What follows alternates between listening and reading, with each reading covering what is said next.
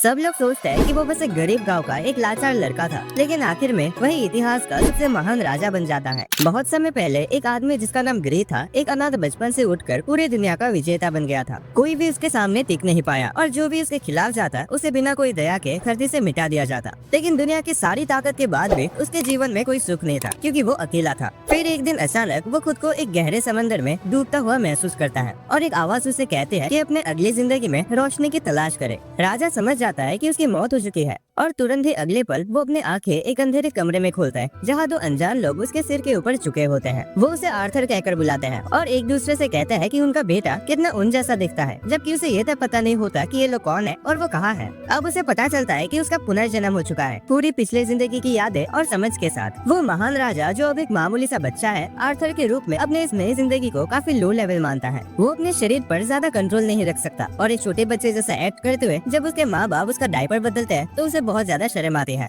एक दिन आर्थर देखता है कि उसका फादर मैजिक का यूज करके अपने शरीर को मजबूत बना रहे हैं ताकि वो आराम से खेतों में काम कर सके, और उसकी माँ उनका इलाज करते हैं जब वो चोट खा जाते हैं। यही पहली बात है जो आर्थर को इस नई दुनिया के लिए एक्साइटेड बनाती है और उसे पता चलता है कि ये दुनिया पृथ्वी नहीं है, क्योंकि यहाँ जादू है। जल्दी ही आर्थर को पता चलता है कि उसके फादर एक एडवेंचरर है जो अक्सर अपने दोस्तों के साथ मॉन्स्टर्स का शिकार करने जाते हैं। वो अंदाजा लगाता है कि जब यहाँ हर किसी को हथियार रखने की इजाजत है तो ये जगह काफी खतरनाक होनी चाहिए। इसीलिए वो फैसला करता है कि उसे जल्द से जल्द ताकतवर बनना होगा ताकि वो अपनी रक्षा कर सके। लेकिन ये दिन अभी दूर है, क्योंकि फिलहाल तो वो सिर्फ एक नन्हा सा बच्चा है जो तुरंत सो जाता है जब भी उसकी माँ लोरी गाते हैं। लेकिन जल्दी ही वो अपनी इस छोटी सी बेचैनी से ऊपर उठ जाता है और इस शांत पलों का मजा लेने लगता है, क्योंकि अपने पिछले जिंदगी में तो वो हमेशा जानलेवा हमलों के खतरे में सोता था। कुछ महीने गुजर जाते हैं और आर्थर आखिरकार घर में इधर उधर रेंगने लगता है। वो सोने का नाटक करता है ताकि उसकी माँ उसे अकेला छोड़ दे और फिर चुपके से घर की लाइब्रेरी में घुस जाता है, जहाँ वो इस दुनिया के बारे में जानकारी ढूंढने के लिए किताबें पढ़ता है। उसे पता चलता है कि जिस देश में वो रहता है उसके नॉर्थ में डॉर्फ्स का एक देश है और ईस्ट में एल्फ्स का। इंसानों का अपना एक देश है जिसे एक राजा संभालते हैं, लेकिन उसकी पिछले जिंदगी की तरह यहाँ सिंहासन के लिए लड़ाई नहीं होती। यहाँ राजा का बेटा ही अगला राजा बनता है। फिर वो एक और किताब पढ़ता है जो जादू के बारे में बताते हैं और आर्थर को समझ आता है कि इसी मैजिक के कारण ये दुनिया साइंस और टेक्नोलॉजी में इतने पीछे है। उसे पता चलता है कि लगभग 1% लोग ही मैजिक का यूज कर सकते हैं और किसी इंसान की मैजिक कैपेसिटी उसके माँ बाप की कैपेसिटी पर निर्भर करते हैं। किताब बताते हैं कि मैजिक यूजर्स मेनली दो तरह के होते हैं। पहले होते हैं ऑगमेंटर्स जो माना का यूज करके अपनी फिजिकल एबिलिटी को बहुत ज्यादा बढ़ा लेते हैं और एक वॉरियर जैसे लड़ते हैं। दूसरे होते हैं कॉन्ज्यूरर्स जो अपने माना को अपने शरीर के बाहर प्रोजेक्ट कर सकते हैं, जैसे जादूगर करते हैं। आर्थर को समझ आता है कि उसके फादर एक ऑगमेंटर है, लेकिन वो सोचता है कि उसकी माँ एक टिपिकल कंज्यूरर नहीं है, क्योंकि उनकी हीलिंग पावर कुछ अलग से लगती है। वो इस बारे में ज्यादा नहीं सोचता और किताब में मैजिक यूजर बनने के तरीके पढ़ता रहता है। किताब बताते हैं कि मैजिक यूज करने के लिए एक मैजिक कोर होना जरूरी है, जो तब बनता है जब किसी इंसान के शरीर के अंदर की माना को एक सिंगल पॉइंट पर कंसंट्रेट किया जाता है। अक्सर लोग जवानी के बाद ही इसे बनाना शुरू करते हैं और एक मजबूत मैजिक कोर बनाने में साल लग जाते हैं। लेकिन आर्थर तो पहले ही अपनी पुरानी जिंदगी में ऐसे कॉन्सेप्ट के बारे में जानता था। उस दुनिया में वो अपने शरीर के अंदर की एनर्जी जिसे की बोलते हैं उसको कंट्रोल करता था और की कोर बनाना मैजिक कोर बनाने जैसा ही था। आर्थर अपने शरीर के अंदर माना को एक जगह पे फोकस करने लगता है, इसी उम्मीद में कि वो अपनी नई जिंदगी में ताकत का पहला कदम उठा सके। लेकिन जैसे ही वो अपना पहला मैजिक कोर बनाने वाला होता है, उसकी माँ उसे पकड़ लेते हैं और उसे वापस बेड में सुला देते हैं। 2 साल पलक झपकते ही गुजर जाते हैं और एक दिन जब आर्थर की माँ उसके बारे में डायरी में लिखने में बिजी होते हैं तो आर्थर बाहर जाकर तलवार चलाना सीखने लगता है अपने फादर से। वो एक लकड़ी की तलवार से बार बार अटैक करता है जैसे कि असली तलवार हो। तभी उसकी माँ बाहर आते हैं और अपने हस्बैंड पर बहुत गुस्सा होती है कि उन्होंने उसके इतने छोटे बच्चे को जो अभी अभी चलना सीखा है तलवार पकड़ा दिया है। ये सब आर्थर के लिए नया नहीं है, जिसे अच्छी तरीके से पता चल गया है कि इस घर का असली बॉस उसकी माँ ही है। उसकी माँ उसे अक्सर आसपास के शहर भी ले जाते हैं और आर्थर वहाँ जाके हमेशा खुश होता है, क्योंकि वहाँ उसे इस दुनिया के बारे में बहुत कुछ सीखने को मिलता है। वो हर चीज में इंटरेस्ट दिखाता है, हथियारों से लेके अजीबोगरीब सामान तक। लेकिन सबसे ज्यादा एक्साइटेड तो वो जादू को लेकर ही होता है और शहर में रहकर उसे मैजिक को पास से देखने का बेहतरीन मौका मिलता है। इन सब यात्राओं के अलावा आर्थर अपने माँ बाप के साथ एक शांत जीवन बिताता है। भले ही उसे एक नन्हे बच्चे के शरीर में फंसा हुआ महसूस होता है, लेकिन धीरे धीरे उसे ये शांत जिंदगी पसंद आने लगती है। उसके माँ बाप उसकी हर जरूरत का ध्यान रखते हैं और ये सब देखकर उसे अपनी पिछले जिंदगी के के ऑर्फेनेज का बचपन याद आता है, जहाँ उसने दिल से एक परिवार की तमन्ना की थी, लेकिन वो विश कभी पूरी नहीं हुई। एक दिन आर्थर अपने फादर को मैजिक का प्रैक्टिस करते देखता है, जहाँ वो अपने माना कोर को मजबूत करने की कोशिश कर रहे होते हैं। आर्थर उन्हें देखकर काफी एक्साइटेड हो जाता है, लेकिन उसके फादर बस जमीन से कुछ पत्थर ही उठा पाते हैं माना के जरिए। आर्थर बिल्कुल इम्प्रेस नहीं होता। उसे लगता है कि नमूनाबाजी करने से अच्छा तुम हाथों से पत्थर उठा लेते। तभी उसकी माँ उसके पास आकर कहते हैं कि उसके फादर ने अपने बेस्ट एफर्ट नहीं दिए हैं। फिर उसका फादर दोबारा पूरा ध्यान लगाकर अपनी वाइफ को इम्प्रेस करने के लिए एक के बाद एक जबरदस्त अटैक्स करता है, जिससे जमीन तक गिर जाते हैं। इस बार आर्थर अपने फादर के स्किल से सच में इम्प्रेस होता है। उसकी माँ को यकीन होता है कि जब वो बड़ा होगा तो एक महान योद्धा बनेगा। आर्थर तुरंत ट्राई करना चाहता है, लेकिन उसकी माँ उसे उठाकर सुलाने ले जाते हैं। रास्ते में वो लाइब्रेरी के पास से गुजरते हैं, तो आर्थर अपनी माँ से रिक्वेस्ट करता है कि वो उसे किताबें पढ़ने दे। पहले तो उसकी माँ मना कर देती है, लेकिन जब वो मासूम सी नजर से उसकी तरफ देखती है तो वो मान जाते हैं। आखिरकार वो उसे अकेला छोड़ देती है लाइब्रेरी में और बाहर चली जाती है अपने हस्बैंड के पास। आर्थर फिर अपने शरीर की सारी माना को एक जगह पे फोकस करने लगता है, जैसे वो पिछले 2 सालों से कोशिश कर रहा था। उसे लगता है कि अब वो मैजिक यूज करने के बिल्कुल करीब है, और तभी अचानक उसका माना कोर बन जाता है, जिसकी वजह से एक भयंकर धमाका होता है जो पूरे घर को उड़ा देता है, और आर्थर के फादर अपनी वाइफ को बचाते हुए घायल हो जाते हैं। दोनों घबरा जाते हैं कि उनका बेटा कहीं खतरे में तो नहीं है,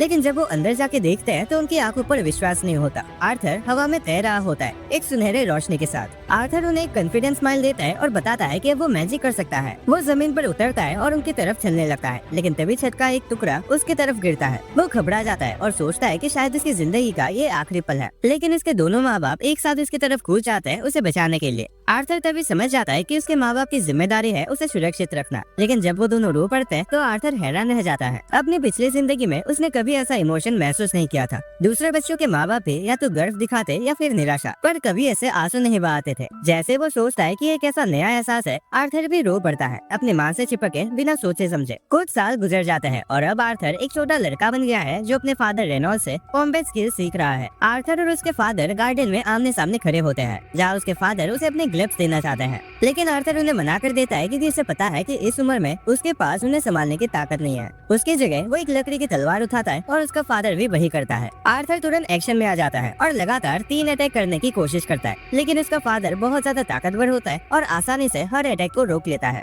आर्थर समझ जाता है कि उसके फादर अपने तलवार में मैजिक से रिइंफोर्समेंट कर रहे हैं, इसीलिए वो भी अपने माना लकड़ी की तलवार में भर देता है। कुछ ही देर बाद वो दोबारा अपने फादर पर दौड़ता है और इस बार उसका अटैक इतना जोर का होता है कि उसके फादर की तलवार टूट जाती है। आर्थर मुस्कुराता है और कहता है कि उसकी लकड़ी उसके फादर की लकड़ी से ज्यादा बेहतर है, लेकिन उसके फादर बहाना बनाते हुए कहता है कि स्टेमिना ज्यादा मायने रखता है, ताकत तो 19-20 का इधर उधर होते रहता है। चाहे जैसे भी हो, उसके फादर समझ जाता है कि आर्थर एक जीनियस है, इसीलिए वो एक मुश्किल फैसला लेते हैं अपनी वाइफ से बात करने का, ताकि आर्थर को शहर के बाहर किसी अच्छे टीचर के पास भेज सके। लेकिन उसकी माँ एलिस इस फैसले के बिल्कुल खिलाफ होती है। वो अपने प्यारे क्यूट बेटे को अपने से अलग नहीं करना चाहते, खासकर जब वो सिर्फ 4 साल का है। रेनॉल्ड कहता है कि सिर्फ 4 साल की उम्र में आर्थर की लकड़ी उससे भी ज्यादा शक्तिशाली है, उसे किसी स्किल देवता के पास ट्रेनिंग लेनी चाहिए। लेकिन उनके किसी भी फैसले पर पहुंचने से पहले आर्थर बोल पड़ता है और कहता है कि इतना झमेला करने से अच्छा उन सबको साथ मिलकर जाना चाहिए। ये आइडिया चाहे जितना भी बेकार लग रहा हो, दोनों माँ बाप तुरंत मान जाते हैं, शायद इसीलिए क्योंकि उनकी दुनिया में अभी भी घर की देखभाल करने का ज्ञान नहीं आया है। कुछ दिन बाद एलिस और रेनॉल्ड के पुराने पार्टी मेंबर्स आते हैं उनके साथ सफर पे जाने के लिए, और आर्थर उन सब से मिलता है। उसके माँ बाप के पुराने ग्रुप में काफी सारे स्किल्ड एडवेंचरर्स थे। एडम इस ग्रुप का लीडर था।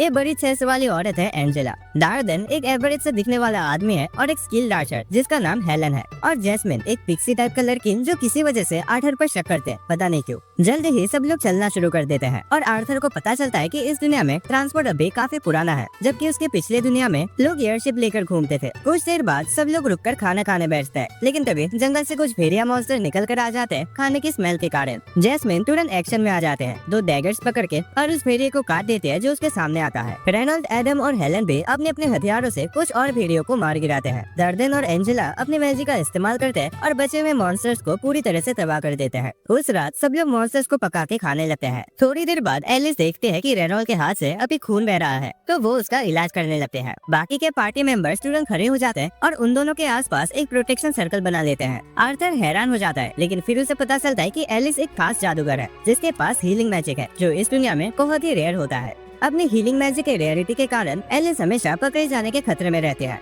और यही वजह थी कि उन्होंने गांव में शिफ्ट होने का फैसला किया था ताकि वो किसी के नजर में ना आए। खुशकिस्मती से हीलिंग मैजिक बिना किसी दिक्कत के काम करता है, लेकिन उसके बाद एडम कहता है कि उसे थोड़ा एक्सरसाइज करना है और वो आर्थर से ट्रेनिंग के लिए कहता है। आर्थर ट्रेनिंग के लिए हाँ कह देता है और एडम अपने तेज फादर के हेड को कपड़े से लपेट लेता है ताकि आर्थर को चोट न लगे। दोनों अपने ट्रेनिंग के लिए तैयार हो जाते हैं और अपने वेपन्स में माना पड़ लेते हैं, लेकिन एडम को हैरानी होती है जब आर्थर पहला अटैक करता है। वो अपनी स्पीड बढ़ाने के लिए मैजिक का यूज करता है और बिजली की तरह एडम की तरफ भागता है, फिर अचानक गायब हो जाता है और एडम के पीछे से आकर उसे सरप्राइज कर देता है। बदकिस्मती से आर्थर का पैर फिसल जाता है, जिसका फायदा एडम उठाता है और रिएक्ट करता है। दोनों के बीच एक इंटेंस फाइट शुरू हो जाते हैं। सब लोग आर्थर की तेजी देखकर हैरान रह जाते हैं, लेकिन आखिरी मोमेंट में उसका हल्का सा बॉडी वेट उसे हवा में उछाल देता है और एंजेला उसे बचाने के लिए अपने विंग मैजिक का यूज करते हैं। आर्थर आराम से जमीन पर उतरता है, जबकि बाकी सब लोग एडम को डांटना शुरू कर देते हैं कि उसने एक छोटे बच्चे के साथ इतना ज्यादा सीरियस फाइट किया। जैस्मिन दूसरी तरफ आर्थर की स्किल से काफी इम्प्रेस लगते हैं और उससे उसके टेक्निक्स के बारे में सवाल पूछने लगते हैं। जल्द ही सभी अपना सफर फिर से शुरू करते हैं, लेकिन अचानक कुछ हलचल की वजह से उन्हें रुकना पड़ता है। तभी अचानक कई तीर उनकी तरफ उड़ते हैं और आर्थर तुरंत समझ जाता है कि उन पर लुटेरों ने हमला किया है। डार्डेन और एडम तुरंत गाड़ी के सामने आ जाते हैं, जबकि एंजेला अपने विंग मैजिक का यूज करके सभी तीरों को उड़ा देते हैं। आर्थर बाहर झांकता है और देखता है कि उन्हें चारों तरफ से लुटेरों ने घेर रखा है। वो भयानक चेहरे वाला बैंडिट लीडर अपने लोगों को हुक्म देता है कि एलिस और आर्थर को चोट न पहुंचाया जाए, क्योंकि उन्हें ज्यादा दाम में बेचा जा सकता है और बाकी सबको खत्म कर दिया जाए। सभी लुटेरे जोर से चीख कर हाँ में हाँ मिलाते हैं और लड़ाई के लिए आगे बढ़ते हैं, जहाँ उनका एक एक करके रेनॉल्ड और उसकी पार्टी के मेंबर्स द्वारा सफाया किया जाता है। आर्थर जानता है कि उनकी पार्टी के हर एक सदस्य इंडिविजुअली बहुत पावरफुल है, लेकिन दिक्कत तब शुरू होती है जब लुटेरे संख्या में ज्यादा होने का फायदा उठाने लगते हैं। लगातार फाइटिंग के कारण पार्टी मेंबर्स थक जाते हैं। तभी बैंडिट लीडर रेनॉल्ड्स के साथ 1v1 लड़ने जाता है और उसे गाड़ी में दे मारता है जिसमें आर्थर था। गाड़ी टूट जाती है और एलिस तुरंत रेनॉल्ड की मदद करने दौड़ती है, लेकिन रेनॉल्ड उससे कहता है कि वो अपना मैजिक यूज न करे वरना हालात और खराब हो जाएंगे। रेनॉल्ड खुद किसी तरह उठता है और आर्थर से कहता है कि वो अपनी माँ को ले जाए किसी सुरक्षित जगह पर, जब तक वो बैंडिट लीडर से निपट रहा है। आर्थर ऑब्वियसली लड़ना चाहता है और कहता है कि वो इन गुंडों को संभाल सकता है, लेकिन उसका फादर उस पर चिल्लाता है कि उसी ताकत का यूज करे अपनी माँ की रक्षा के लिए, क्योंकि उसकी माँ के पेट में एक बच्चा है।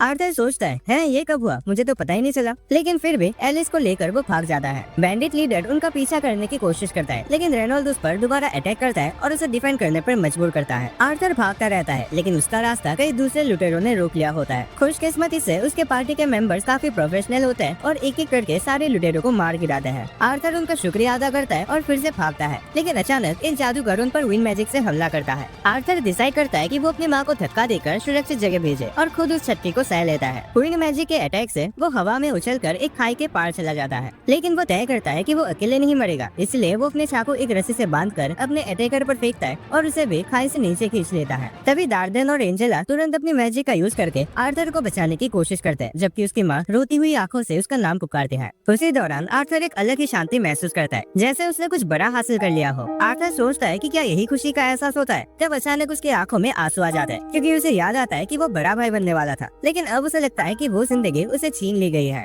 जैसे आर्थर गिरने के बाद अपनी आंखें खोलता है, उसे पता चलता है कि वो अभी भी जिंदा है। वो सोचता है कि वो कहाँ है। तभी जमीन उसके नीचे से कांपने लगती है, जैसे कोई बहुत बड़ा चीज उसकी तरफ बढ़ रहा हो। आर्थर उठकर देखने की कोशिश करता है और तभी एक डरावनी शक्ल वाले डीमन को देखकर उसकी रूह कांप जाती है, जो उसका नाम लेकर उसे बुलाता है। वो डीमन पर अटैक करता है, लेकिन डीमन उसे आराम से एक तरफ पटक देता है। जैसे आर्थर उठता है, डीमन कहता है कि उसे अभी बहुत कुछ सीखना बाकी है। फिर वो डीमन उसे ये भी बताता है कि वो उसका दुश्मन नहीं बल्कि दोस्त है। आर्थर समझ नहीं पाता कि क्या हो रहा है। तभी डीमन कुछ फल तोड़ के लाता है और कहता है कि पहले उसे खाना होगा, वरना वो कोई भी सवाल का जवाब नहीं देगी। आर्थर के पास कोई और ऑप्शन नहीं होता, तो वो तुरंत फल खाना शुरू कर देता है। खाने के बाद वो डीमन से पूछता है कि क्या उसके माँ बाप ठीक है। डीमन उसे एक विजन दिखाता है, जिसमें रोड पर उसके पेरेंट्स और उसके दोस्तों ने लुटेरों से लड़ाई की थी। हर तरफ लुटेरों के लाशें पड़े होते हैं। डीमन आर्थर को बताता है कि जिसे भी वो जानता था सब जिंदा है और कुछ दिन पहले ही सुरक्षित सफर पर निकल चुके हैं। ये सुनकर आर्थर की आंखों में खुशी के आंसू आ जाते हैं। उसका दिल हल्का हो जाता है। फिर वो डीमन से उसका नाम पूछता है ताकि उसका धन्यवाद कर सके, और डीमन अपना नाम बताता है, सिल्विया। कुछ दिन बीत जाता है जब आर्थर अभी भी सिल्विया के केव में होता है। फल खाकर अपने आप को हील करा होता है। वो जितना जल्दी हो सके अपने पेरेंट्स के पास जाना चाहता है, लेकिन सिल्विया कहती है कि ये इतना आसान नहीं है। उसे एक ऐसे जंगल से गुजरना पड़ेगा जो खतरनाक मॉन्स्टर्स और डरावनी चीजों से भरा है। लेकिन सिल्विया के पास एक और तरीका है जिसे वो आर्थर को उसके परिवार से मिला सकते हैं, लेकिन इसमें स्पेस टाइम फैब्रिक में एक सुराग बनाना होगा जो बहुत टाइम लेता है। आर्थर इस बात को समझ जाता है और जब तक सिल्विया ये सुराग बना रही होती है, आर्थर अपनी ट्रेनिंग जारी रखता है। अब उसे ये समझ आ गया है कि चाहे सिल्विया दिखते एक डीमन जैसे हो, लेकिन वो अंदर से एक बहुत ही दयालु और केयरिंग इंसान है, खासकर आर्थर के लिए। एक दिन जब आर्थर अपना माना पे काम कर रहा होता है, सिल्विया डिसाइड करते हैं कि उसे एक ऐसा ट्रिक सिखाया जाए जो इंसान नहीं जानते। वो हवा से माना को इकट्ठा करते हैं और अपने हाथ में एक चमकदार बॉल बना लेते हैं, जो आर्थर को चौंका देता है कि इसने ऐसा कुछ पहले कभी नहीं देखा।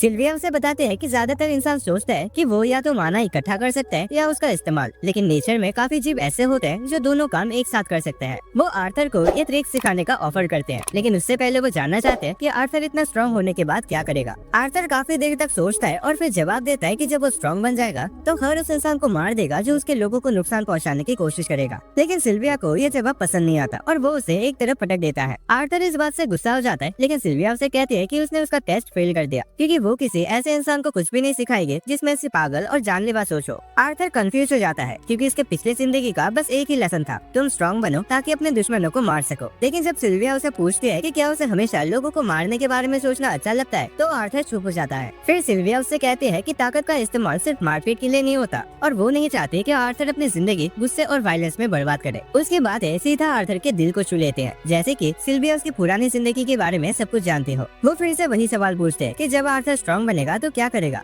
इस बार आर्थर जवाब देता है कि वो उन लोगों की रक्षा करेगा जो उसे प्यार करते हैं। सिल्विया को ये जवाब पसंद आता है और वो उसे सिखाना शुरू करते हैं कि कैसे माना को सीधा अपने आसपास के एनवायरनमेंट से जमा करके उसे यूज किया जा सकता है। आर्थर इस टेक्निक को काफी जल्दी सीख जाता है, लेकिन जैसे ही वो एक्साइटेड होकर सिल्विया को दिखाने के लिए दौड़ता है, सिल्विया उसे एक तरफ मार देते हैं और पत्थरों के नीचे दबा देते हैं। आर्थर कंफ्यूज हो जाता है, लेकिन सिल्विया टेलीपैथी के जरिए उसे कहते हैं कि बिल्कुल आवाज भी मत करना। कुछ ही पल बाद सिल्विया जैसे एक और डीमन वहाँ आता है और कहता है कि वो उसके साथ वापस चले। सिल्विया मना कर देते हैं तो वो डीमन उस पर एक एनर्जी बॉल से अटैक करता है। आर्थर ये देखकर परेशान हो जाता है, लेकिन सिल्विया उसे तसल्ली देते हैं कि वो ठीक है। वो खड़ी होती है और अपनी पूरी पावर रिलीज करते हैं। उसका डीमन जैसा शरीर टूट जाता है और वो एक सफेद ड्रैगन में बदल जाते हैं। फिर वो उस डीमन पर एक हाइपर बीम छोड़ देती है, जिसे वो मुश्किल से रोक पाता है। वो सिल्विया को चेतावनी देते हैं कि इतनी बड़ी पावर का यूज उसके लिए महंगा पड़ सकता है, लेकिन सिल्विया कहते हैं कि उसे अपनी जिंदगी से कोई पछतावा नहीं है। वो डीमन उसकी अटैक किसी तरह कैंसिल कर देता है और फिर उस पर डार्क एनर्जी बॉल की बारिश कर देता है, जिनमें से कुछ केप को भी डैमेज करते हैं। सिल्विया थोड़ी डिस्ट्रैक्ट हो जाते हैं क्योंकि वो चेक करना चाहती थी कि आर्थर सेफ है या नहीं। ये देखकर डीमन एक बड़ा अटैक करता है जिसे वो सिल्विया को होश में नहीं छोड़ता। सिल्विया समझ जाते हैं कि अब आर्थर भी खतरे में आ सकता है, इसलिए वो डिसाइड करते हैं कि वो सब कुछ दांव पे लगा देगी ताकि आर्थर को वहाँ से निकाल सके। सिल्विया अपनी सारी ताकत का इस्तेमाल करके समय को रोक देते हैं और फिर आर्थर को बाहर बुलाते हैं। कहते हैं कि अब उसे घर जाना होगा। वो स्पेस और टाइम में एक सुराख खोलते हैं और कहते हैं कि ये पोर्टल उसे सीधा उसके परिवार के पास नहीं ले जाएगा, लेकिन अब वो इतना स्ट्रॉन्ग हो गया है कि अकेला सर्वाइव कर सकता है जब तक वो उन्हें ढूंढ ना ले। आर्थर समझ जाता है कि सिल्विया अपने आप को उसके लिए कुर्बान कर रही है और उसका दिल टूट जाता है, लेकिन सिल्विया उसे वादा करवाती है कि वो अपनी ताकत का इस्तेमाल उन लोगों की रक्षा के लिए करेगा जिन्हें वो प्यार करता है। फिर वो उसे अलविदा के रूप में कुछ गिफ्ट देते हैं, एक क्रिस्टल अंडा और एक पंख, और कहते हैं कि उनका ध्यान अच्छी तरह से रखे। उसके बाद सिल्विया आर्थर को एक प्यार भरा किस देती है और अचानक आर्थर के दोनों हाथों पर सुनहरे टैटूज आ जाते हैं। सिल्विया कहती है कि उनका मतलब और मकसद उसे तब समझ आएगा जब सही समय आएगा, लेकिन अभी के लिए बाय बाय। फिर सिल्विया उसे बताती है कि उसे असल में इतना समय नहीं लगा पोर्टल बनाने में, उसने जानबूझकर देर करा क्योंकि उसे कुछ दिन आर्थर के साथ बिताना था, जो उसे बहुत अच्छा लगा। आर्थर ये सुनकर रो पड़ता है और समझ जाता है कि वो अभी इतना स्ट्रॉन्ग नहीं है कि सिल्विया को बचा सके, चाहे उसने वादा किया था कि वो अपनों को हमेशा बचाएगा। सिल्विया कहते हैं कि उनका वादा इस सिचुएशन में लागू नहीं होता और उसे जल्दी करने को कहते हैं। आर्थर कहता है कि उसे फर्क नहीं पड़ता कि सिल्विया एक ड्रैगन है या डीमन, क्योंकि वो उसके लिए एक परिवार है और परिवार को कभी पीछे नहीं छोड़ा जाता। सिल्विया हंसकर कहते हैं कि उसके पास ऑलरेडी एक माँ है, तो आर्थर डिसाइड करता है कि वो उसे ग्रैंडमा बुलाएगा। ये सुनकर सिल्विया एक ड्रैगन रो पड़ते हैं। फिर वो आर्थर को धक्का देकर पोर्टल के अंदर भेजते हैं। आर्थर अंडा और पंख लेकर जाता है, लेकिन जैसे वो पोर्टल में जाता है और पीछे मुड़कर सिल्विया को अलविदा कहना चाहता है, उसे महसूस होता है कि वो खींचा जा रहा है। जैसे आर्थर चला जाता है, सिल्विया अपनी पावर रिलीज करती है और केव में समय को नॉर्मल कर देती है, जिससे डीमन का अटैक तुरंत उस पर लगता है। वो जमीन पर गिर जाते हैं, लेकिन जैसे ही डीमन अपने जीप पर गर्व करता हुआ उसकी तरफ बढ़ता है, सिल्विया अचानक उस पर अपने पूरी पावर से अटैक करते हैं। दूसरी तरफ आर्थर पोर्टल के अंदर ट्रेवल कर रहा होता है जब उसे सिल्विया की आवाज पर से सुनाई देते हैं। वो कहते हैं कि दुखी महसूस करना ठीक है, लेकिन उसे मेहनत करके एक दिन खुशी में बदल देना चाहिए। आर्थर कहता है कि वो ये नहीं कर सकता, लेकिन सिल्विया कहते हैं कि उसे पता है कि आर्थर कर सकता है, क्योंकि वो इतिहास का सबसे ताकतवर राजा था। आर्थर ये सुनकर हैरान हो जाता है कि सिल्विया उसके पिछले जिंदगी के बारे में जानती थी। वो पूछना चाहता था कि क्या सिल्विया ही थी जिसने उसे इस दुनिया में भेजा था, लेकिन इससे पहले ही वो पोर्टल से बाहर आ जाता है। आर्थर थोड़ा रो लेता है सिल्विया के लिए, लेकिन फिर खुद को संभालता है और उस क्रिस्टल एग को अपने बैग में रख लेता है। उसके बाद वो आसपास देखता है और समझ आता है कि वो एक घने और खतरनाक जंगल में है। आर्थर अचानक एक लड़की की चीख सुनता है जो दूर से आ रही होती है और वो तुरंत पेड़ों के बीच से उछलता हुआ उसे ढूंढने निकल पड़ता है। कुछ ही देर में उसे कुछ लुटेरे मिलते हैं जो एक एल्फ लड़की को किडनैप कर रहे होते हैं और बातें कर रहे होते हैं कि अगर वो उसे बेच देता है तो उन्हें काफी पैसा मिलेगा। ये देखकर आर्थर को वो वक्त याद आता है जब उसके अपने ग्रुप पर भी लुटेरों ने हमला किया था और अब वो उसके साथ भी वही करने वाले हैं। उस एल्फ लड़की को किडनैप होते देखकर आर्थर को गुस्सा चढ़ जाता है, लेकिन सिल्विया से किए अपने प्रॉमिस को याद करके वो अपने इमोशंस पर कंट्रोल रखता है। इस बार वो अपने गुस्से में आकर कुछ उल्टा सीधा नहीं करता, बल्कि डिसाइड करता है कि वो लुटेरों का पीछा करेगा क्योंकि वो किसी नजदीकी जगह तक ले जा सकते हैं। शाम के वक्त जब लुटेरे ब्रेक ले रहे होते हैं तो वो लड़की को लेकर गंदी बातें करते हैं, जैसे कि उसके साथ थोड़ा मजा लेने के बाद उसे बेच देना चाहिए, और यहीं पर आर्थर की लिमिट क्रॉस हो जाती है। वो माना इकट्ठा करना शुरू करता है ताकि इन चिमकांडी लोगों को सबक सिखा सके। तभी वो नोटिस करता है कि ये लोग जंगल के मॉन्स्टर्स को मैजिक से कंट्रोल कर रहे हैं। आर्थर कुछ पत्थर मॉन्स्टर्स की तरफ फेंकता है जिससे वो अलर्ट हो जाता है और जोर जोर से चीखने लगते हैं। लुटेरे पैनिक में आ जाता है क्योंकि उन्हें डर होता है कि ये चीखने की आवाज दूसरे मॉन्स्टर्स को अट्रैक्ट कर लेगी। उनमें से एक तुरंत जाता है उन मॉन्स्टर्स को शांत करने के लिए। आर्थर इसी पल का इंतजार कर रहा होता है। वो तुरंत अपने हाथ के चारों तरफ माना का एक ब्लेड बनाता है और चुपके से उस लुटेरे के पीछे जाके उसे काट देता है। वो लुटेरे का चाकू ले लेता है। तभी एक और गुंडा आता है अपने दोस्त को ढूंढने के लिए। आर्थर उसे भी मार देता है बिना किसी आवाज के, लेकिन उसके बाद आर्थर को महसूस होता है कि उसके पास स्टेमिना की कमी हो गई है और अब उसका बॉडी ज्यादा मूव करने की वजह से थक गया है। पर उसके पास आराम करने का टाइम भी नहीं होता क्योंकि तीसरा गुंडा भी आ जाता है अपने दोस्तों को ढूंढने के लिए और आर्थर बिना टाइम वेस्ट के तुरंत उस पर अटैक कर देता है। लेकिन आर्थर सिर्फ उस लुटेरे के पैर को चोट पहुंचा पाता है और वो आदमी तुरंत अपने दोस्त को चिल्लाता है, उसे वार्निंग देता है कि संभाल के रहे क्योंकि उन पर एक पावरफुल बच्चे ने हमला कर दिया है। चौथा लुटेरा काफी एक्साइटेड हो जाता है क्योंकि इतनी छोटी उम्र का मैजिक यूजर मिलना रेयर होता है और उसे बेचकर उसे काफी पैसा मिल सकता है। वो डिसाइड करता है कि आर्थर को चोट नहीं पहुंचनी चाहिए और तलवार नीचे रखकर मैजिक का यूज करने लगता है। फिर वो अपने मैजिक से भरे क्लॉज के साथ आर्थर पर जंप करता है जिससे नीचे की जमीन भी डिस्ट्रॉय हो जाती है। आर्थर किसी तरह उस अटैक से बच जाता है और लुटेरे को किक करने की कोशिश करता है, लेकिन लुटेरा उससे तेज होता है। आर्थर उस पर अपना चाकू फेंकता है जिसके एंड में एक रस्सी लगा होता है, लेकिन ये परवा लुटेरा उसे तुरंत पकड़ लेता है और आर्थर की तरफ भागता है। वो उस लड़के को इतने जोर से किक करता है कि आर्थर नीचे गिर जाता है, फिर उसे उल्टा लटका देता है। लेकिन आर्थर तुरंत फायर मैजिक का यूज करता है लुटेरे के पैर पर, जिससे वो उसे छोड़ देता है। लुटेरे के रिकवर करने से पहले ही आर्थर फिर से वो चाकू उस पर फेंकता है और इस बार उस रस्सी के साथ उसके गले के पास घुमाता है ताकि वो डॉज न कर सके। चाकू सीधा उसके दिमाग में घुस जाता है। आर्थर उसके बाद फाइनल लुटेरे से भी निपट लेता है और एल्फ लड़की को आजाद कर देता है। वो लड़की उसे उसके पास्ट की एक मोमेंट की याद दिला देते हैं, लेकिन आर्थर तुरंत अपनी याद से बाहर आता है और उसे कहता है कि अब वो घर जा सकते हैं। लेकिन लड़के उसके छोटों को देखकर परेशान हो जाते हैं। आर्थर उसे कहता है कि ये कुछ खास नहीं है और फिर उन बॉडीज को कवर कर देता है ताकि लड़की को वो डरावना हिस्सा ना देखने पड़े। लड़के अभी भी उन बॉडीज के बारे में क्यूरियस होते हैं, तो आर्थर उसे बताता है कि उनका एक्सीडेंट हो गया था और अब वो उसे परेशान नहीं करेंगे। आर्थर को गाड़ी में कुछ सामान मिलता है और लड़की से कहता है कि वो घर चली जाए, लेकिन लड़की उसका हाथ पकड़ लेते हैं क्योंकि वो डर रही होती है। वो उससे कहने लगते हैं कि उसे अपने साथ ले जाए और आर्थर को उस पर दया आ जाती है और वो उसे साथ ले जाने के लिए मान जाता है। फिर आर्थर उन मॉन्स्टर्स की तरफ देखता है और डिसाइड करता है कि उन्हें मार देना ही बेहतर होगा क्योंकि उन्हें आजाद करने का आइडिया ठीक नहीं लग रहा। एल्फ लड़की डिसाइड करते हैं कि वो हॉर्न रूल्स को आजाद करेगी क्योंकि एल्फ हर जीव का सम्मान करता है और अगर उसने मॉन्स्टर्स को फ्री नहीं किया तो वो मर जाएंगे। आर्थर उसे वार्न करता है, लेकिन लड़की को पूरा यकीन होता है कि मॉन्स्टर उन पर अटैक नहीं करेंगे। वो उन्हें फ्री कर देते हैं और वाकई में वो मॉन्स्टर शांति से चले जाते हैं। लड़की के नेचर के साथ जो कनेक्शन है ये देखकर आर्थर सही में हैरान रह जाता है। उसके बाद वो डिसाइड करता है कि उसे घर छोड़ कर आएगा। रास्ते में जब वो ब्रेक लेता है तो आर्थर को पता चलता है कि उस लड़के का नाम तेसिया है। आर्थर खाना बनाता है और उसे कहता है कि चाहे भूख ना भी हो फिर भी थोड़ा खाना खा ले क्योंकि ये उसके शरीर को ताकत देगा। ये बातें उसे सिल्विया की याद दिलाती है। तभी वो देखता है कि तेसिया खाने को लेकर नखरे कर रही है क्योंकि उसे उसका टेस्ट पसंद नहीं आता और वो कुछ मीठा खाने की डिमांड करते हैं। आर्थर सोचता है कि उसे तेसिया से सीखना चाहिए कि एक नॉर्मल बच्चे जैसे कैसे बिहेव किया जाता है क्योंकि तेसिया उसकी उम्र की पहली लड़की है जिसे वो कभी मिला है। तेसिया उसे पूछते है कि वो यहाँ क्या कर रहा है, तो आर्थर उसे बताता है कि वो अपने पेरेंट्स से बिछड़ गया है। वो दोनों अपनी जर्नी कंटिन्यू करते हैं ताकि एल्फ के गांव तक पहुँच सके, लेकिन यह सफर आर्थर के सोची हुई उम्मीद से ज्यादा लंबा हो जाता है। तेसिया लगातार अपने गाँव के बारे में बताती रहती है और आर्थर को ये समझ आता है कि एल्फ की जिंदगी इंसानों से काफी अलग होती है। अचानक से आर्थर को महसूस होता है कि एक हॉर्न वुल्फ उनका पीछा कर रहा है और वो डिसाइड करता है कि रात में उसे मार डालेगा। वो तेसिया से कहता है कि वो टेंट में सो जाए जब तक वो बाहर पहरा देता रहेगा। उसके बाद आर्थर उस क्रिस्टल एग को देखने लगता है जो सिल्विया ने उसे दिया था और सोचता है कि असल में है क्या। तभी तेसिया उसे बुलाते हैं और कहते हैं कि वो टेंट के अंदर आ जाए। वो प्रॉमिस करते हैं कि वो अपने परिवार से ये सीक्रेट रखेंगे कि आर्थर उसके साथ सोया था, लेकिन आर्थर कहता है कि वो बाहर ही ठीक है। आर्थर को जल्दी ही समझ आता है कि तेसिया टेंट में अकेले होने से डर रही है, तो वो उसकी रिक्वेस्ट मान लेता है और टेंट के अंदर चला जाता है। टेंट के अंदर तेसिया कहते हैं कि सभी इंसान थरकी होते हैं जिनकी कई बीवियां होते हैं और आर्थर सोचता है कि काश ये सच होता। वो उसे पूछता है कि उसे किसने बताया, तो तेसिया कहते हैं कि उसके ग्रैंडपा ने। आर्थर इन सारी झूठी बातों को मना करता है और कहता है कि सिर्फ नोबेल के पास इतने पैसे होते हैं कि वो कई सारी बीवियां रख सके, लेकिन तेसिया उसके जवाब के बीच में ही सो जाती है। अगले दिन वो अपने जर्नी दोबारा शुरू करते हैं और तेसिया आर्थर के साथ ज्यादा कंफर्टेबल फील करने लगते हैं। आर्थर थोड़ा एनोइंग फील करने लगता है क्योंकि वो जल्दी से अपने परिवार को ढूंढना चाहता है, लेकिन एक और प्रॉब्लम हो जाती है है उसके मानाकोर में तेज दर्द होता है जो उसे इतना कमजोर बना देता है कि वो चल भी नहीं सकता। तेसिया जंगल में भाग जाते हैं कुछ ऐसे हर्ब्स ढूंढने के लिए जो उसका दर्द ठीक कर सके। आर्थर अकेला बैठा होता है और दर्द झेल रहा होता है। तभी वो हॉर्नडोल जो उसने पहले छोड़ा था उसके पास आता है। आर्थर घबरा जाता है और सोचता है कि शायद वो मॉन्स्टर अब उस पर अटैक करेगा जब वो सबसे ज्यादा कमजोर है। तभी तेसिया हर्ब्स के साथ वापस आते हैं। आर्थर उससे कहता है कि वो दूर रहे क्योंकि मॉन्स्टर अटैक कर सकता है, लेकिन अटैक करने के बजाय वो बीस्ट एक मरा हुआ सुअर जमीन पर डालकर जंगल में चला जाता है। आर्थर ये देखकर हैरान हो जाता है, लेकिन तेसिया एक्साइटेड होकर कहते हैं कि वो बीस्ट उसकी जान बचाने का एहसान चुकाना चाहता था। सुअर का मीट खाकर आर्थर को थोड़ा आराम मिलता है। तेसिया उसे बताते हैं कि उसे कोई हर्ब्स तो नहीं मिले, लेकिन उसने कुछ मशरूम्स ढूंढ लिए हैं जो उसके गाँव के लोग हमेशा खाते हैं। आर्थर बिना ज्यादा सोचे वो मशरूम्स खा लेता है, लेकिन उसके बाद उसके पेट में तहलका मचने लगता है और उसे जोड़ के लूज मोशन हो जाते हैं। इसके बाद दोनों वापस टेंट में लौट जाते हैं और तेसिया आर्थर को इंसान और डॉग्स के किंगडम के बारे में कहानियां बताने लगते हैं जो उसने अपने ग्रैंडपा से सुनी थी। वो कहते हैं कि उसे सच में उन किंगडम्स को देखना है, लेकिन उसने सुना है कि वहाँ के लोग काफी खराब होते हैं, इसीलिए उसे वहाँ जाने की परमिशन नहीं मिलती और कोई बाहर का आदमी भी एल्फ विलेज में नहीं आ सकता। आर्थर उसके बाद आधी ही सुन पाता है क्योंकि उसकी थकान उस पर हावी हो जाते हैं और वो सो जाता है। अगले दिन आर्थर का दर्द वापस आता है, लेकिन वो किसी तरह उसे बर्दाश्त करता है क्योंकि एल्फ विलेज अब पास ही होता है। तेसिया आर्थर से कहते हैं कि अब तो वो दोस्त बन चुके हैं, लेकिन आर्थर को समझ नहीं आता कि वो क्या जवाब दे क्योंकि उसका कभी दोस्त था ही नहीं। वो ऑकवर्ड महसूस करता है और उसे अपने पुरानी जिंदगी का एक दोस्त याद आता है जो उसके सबसे करीब था और कैसे उसने उसे मार दिया था। तभी अचानक तेसिया एक्साइटमेंट में चीखने लगते हैं क्योंकि उसे एल्फ विलेज का गेट दिख जाता है। आर्थर ये देखकर शॉक्ड होता है, लेकिन तेसिया उसकी तरफ हाथ बढ़ाते हैं और उसके साथ चलने को कहते हैं। आर्थर उसका हाथ पकड़ता है और एल्फ विलेज के अंदर चला जाता है, जहाँ तुरंत कुछ गार्ड्स आ जाते हैं जो एक इंसान का प्रेजेंस महसूस कर लेते हैं। आर्थर को समझ नहीं आता कि क्या हो रहा है और गार्ड्स उसे तुरंत गिरफ्तार कर लेते हैं। जब वो तेसिया की आंखों में एक डरावनी एक्सप्रेशन देखता है तो उसके दिमाग में सिर्फ एक ही सवाल घूमता है, अब उसके साथ क्या होगा। जैसे ही आर्थर देखता है कि तेसिया उसके बातों के बावजूद चुप रहते हैं, उसे एहसास होता है कि उसने उस पर जल्दी भरोसा कर लिया था, चाहे उसने जंगल में उसे अपना दोस्त ही क्यों न कहा हो। आर्थर सोचता है कि ऐसे वक्त में उन बातों का कोई मतलब नहीं होता। वो घबरा जाता है और सोचता है कि उसे और ज्यादा सावधान रहना चाहिए था। तभी एल्फ सोल्जर्स अपने वेपन्स निकालते हैं ताकि उसे मार सके, पर तेसिया तुरंत रिएक्ट करते हैं जैसे उसे सिचुएशन का एहसास होता है और गार्ड्स को रुकने के लिए कहते हैं। गार्ड कहता है कि आर्थर एक खतरनाक इंसान है और उसे मारना जरूरी है ताकि वो किसी को नुकसान न पहुंचाए। तेसिया उन्हें बताते हैं कि आर्थर उसका दोस्त है जिसने उसकी जान बचाई थी, लेकिन गार्ड उसकी बात पर भरोसा नहीं करता। उसके बजाय वो आर्थर पर तेसिया को ब्रेन वॉश करने का इल्जाम लगाता है। तभी एक आवाज सुनाई देती है,